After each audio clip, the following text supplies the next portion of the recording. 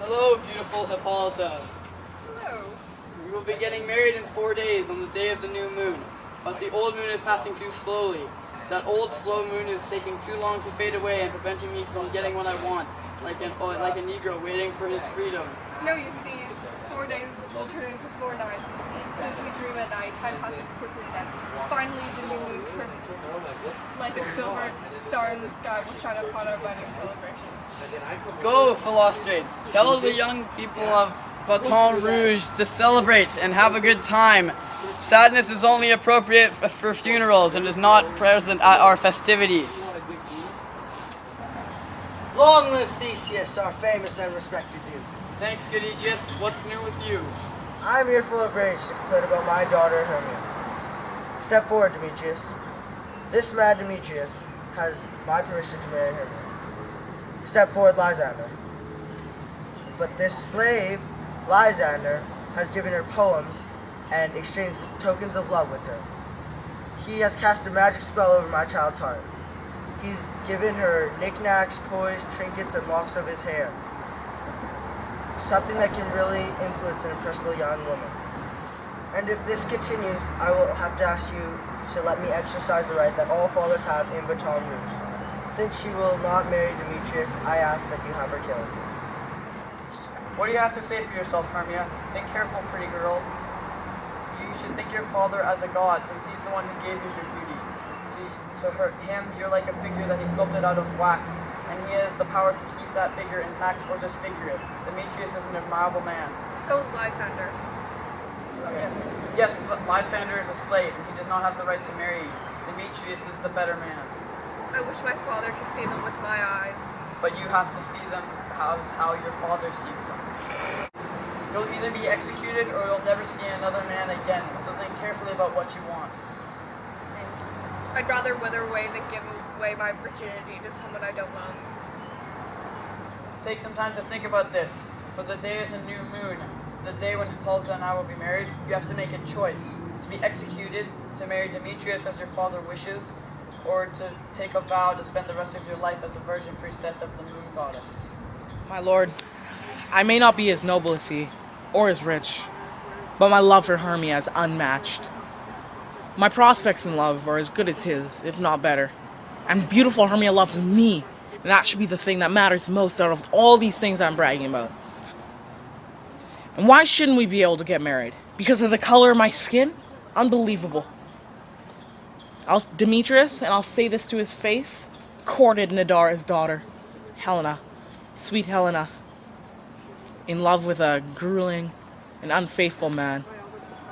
I have to admit, I've heard something about that and meant to talk to Demetrius about it, but I was too busy with personal matters and it slipped my mind. Demetrius and Aegeus, come with me. I want to discuss some things with you in private.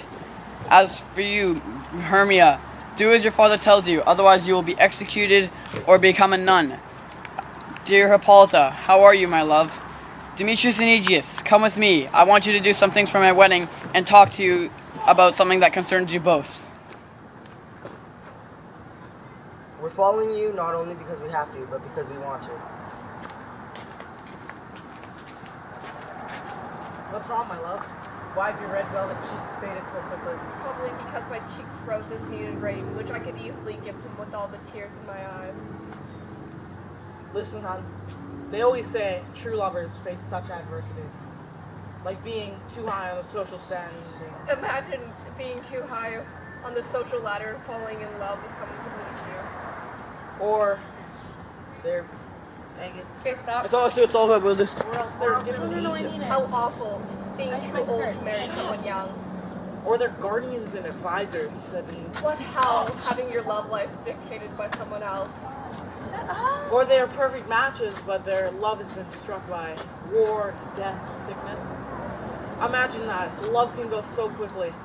Like a lightning bolt flashing across the sky. Before you can even say, look, it's gone. That's how intense things like love are. If true lovers are always thwarted, then it must be a rule of fate.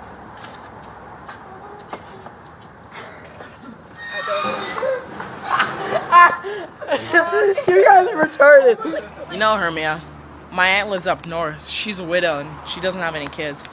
She's very rich, too. We could move up there and get married. where the strict laws of Baton Rouge does not allow us to not get married.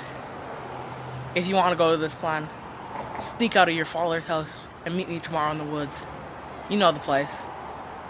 Where me and you and Helena met for the May Day celebration. Hopefully I'll see you there. I swear I'll be there tomorrow. I swear on Cupid's strongest bow and his best gold-tipped arrow. I swear on the goddess of love's innocent doves. I swear by everything that ties lovers together. By the bonfire where Queen Ditto burned herself to death when her lover Aeneas jilted her. And by all the promises men have ever broken, and men have broken more promises than women have ever made. I give you my word, Lysander. I'll see you there tomorrow. I frown at him, but he still loves me. If only my smiles could inspire love as effectively as your frowns. I curse him, but he still loves me. If only my prayers could inspire that kind of affection. The more I hate him, the more he follows me around. The more I love him, the more he hates me. It's not my fault he acts like this, Helena. That's true. It's your beauty's fault. Ever see my face again? Lysander and I are running away from here. Baton Rouge used to be a paradise, but Lysander's so attractive that he's turned my heaven into a hell.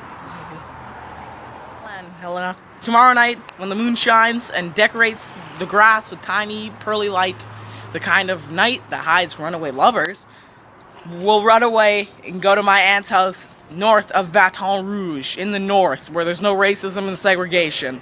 Woods Stop. where you and I used to lie among the pale primroses. That's where Lysander and I will meet. I will, my Hermia. Dear Helena, hopefully Demetrius loves you as much as you love him. Goodbye!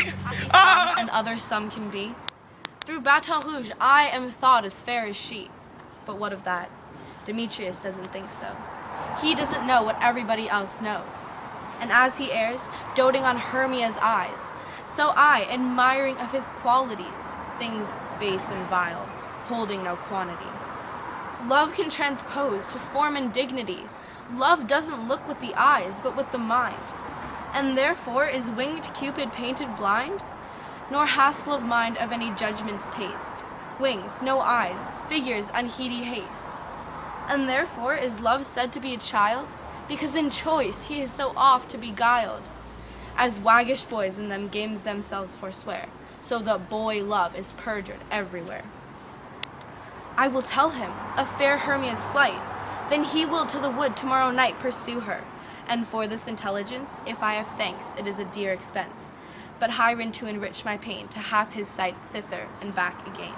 Happy some and other some can be. Boom! Through Oh my!